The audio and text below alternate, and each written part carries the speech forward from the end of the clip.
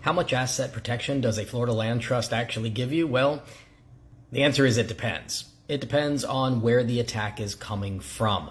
The Florida Land Trust statute is relatively clear that the beneficial interest of a Florida land trust is not personally liable for liabilities of the trust. So that could very well be interpreted and has been interpreted by many courts as meaning that if somebody gets hurt on the property and sues the land trust, that they cannot go after the beneficial interest holder of the land trust personally for those liabilities. However, liability can come from more than one direction. So clearly someone can get hurt on your property and try to go after your personal assets. So I think the land trust helps. However, if you get sued personally, you don't pay your credit card, you get into a contractual dispute with someone, you get into a car accident and you're sued and have a judgment for more than what your automobile liability insurance covers, you get a personal judgment against you. Now that's a different story. The land trust does not provide outside liability protection.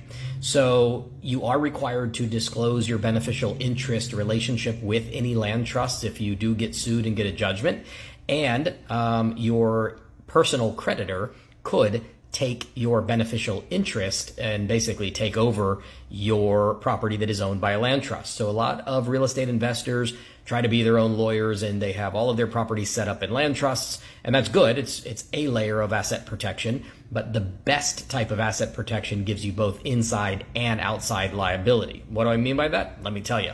We can do a land trust to provide anonymity and at least inside liability protection. From that, we assign your beneficial interest into a Florida LLC or an LLC of any other state that the property is located, and that LLC is wholly owned by a Wyoming anonymous holding company. So now you get single member protection from Wyoming, you get charging order protections, and you also have inside as well as outside liability and anonymity in the transaction.